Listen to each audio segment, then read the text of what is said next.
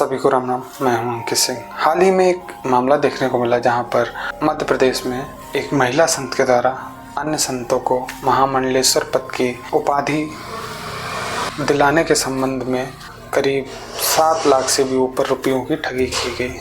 ऐसा अन्य संतों के द्वारा उस पर आरोप लगाया गया और संत समाज के द्वारा, और जिन संतों से उसने पैसा वसूला उन संतों के द्वारा पुलिस को तहरीर दी गई, जिसके बाद पुलिस ने इस मामले को लेकर छानबीन शुरू कर दी। अब हम समझते हैं कि महामंडलेश्वर की उपाधि आखिर है क्या। महामंडलेश्वर शब्द का अर्थ है महान, और जो इस उपाधि से सम्मानित होता है उसे कई मठों में श्रेष्ठ माना जाता है और कई एक मठ उसके अंतर्गत कार्य करते हैं। तो इस उपाधि के चक्कर में कई एक लोगों के साथ ठगी हुई, जिसके बाद उस महिला संत को पुलिस अपनी गिरफ्त में लेकर उससे पूछताछ कर रही है। आज हम समाज में कई एक जगह देख रहे हैं कि समाज में नए नए संत, नए नए बाबा जो सिर्फ़ और सिर्फ एक ढकोसलाबाजी या कह सकते हैं सिर्फ़ और सिर्फ एक अंधविश्वास समाज में फैला रहे हैं, और उन्हें धर्म से, अच्छाई से और अच्छे लोगों से, इनसे ना संबंध होकर उनका संबंध सिर्फ़ और सिर्फ पैसे से है। सिर्फ धन की उगाही के चक्कर में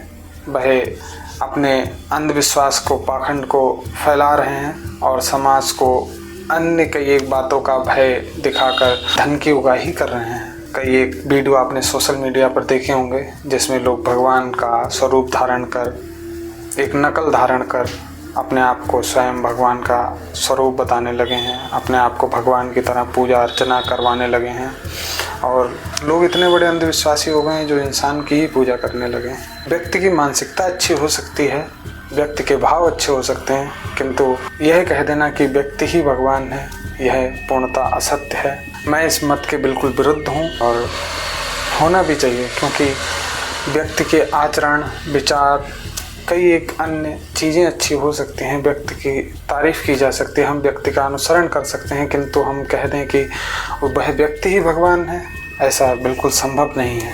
क्योंकि ईश्वर है और कोई भी ईश्वर की बराबरी नहीं कर सकता। तो हमेशा पाखंड और अंधविश्वास ऐसी चीज़ों से हमें बचना ही चाहिए।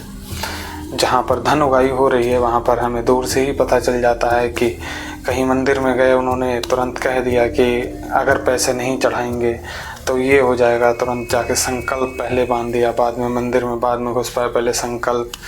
तो कई एक जगह ऐसी घटनाएं मेरे खुद अपनी आंखों के समक्ष देखने को मिलती हैं जिसमें सिर्फ और सिर्फ धर्म को एक धंधा के रूप में बनाकर देखा जाता है, और लोग ऐसे पाखंडियों के चक्कर में पड़ के अपने संबंधों को, अपने पैसे को और अपने समय को व्यर्थ करते हैं। तो कुछ चीज़ों को लोगों को समझना चाहिए और जागरूकता इस चीज़ के लिए होनी चाहिए कि व्यक्ति सदैव व्यक्ति ही रहेगा। व्यक्ति के आचरण, विचार या अन्य चीज़ें अच्छी हो सकती हैं, लेकिन व्यक्ति भगवान का रूप कभी नहीं ले सकता, ना ही कोई व्यक्ति भगवान के बराबर अपने आप को बता सकता है।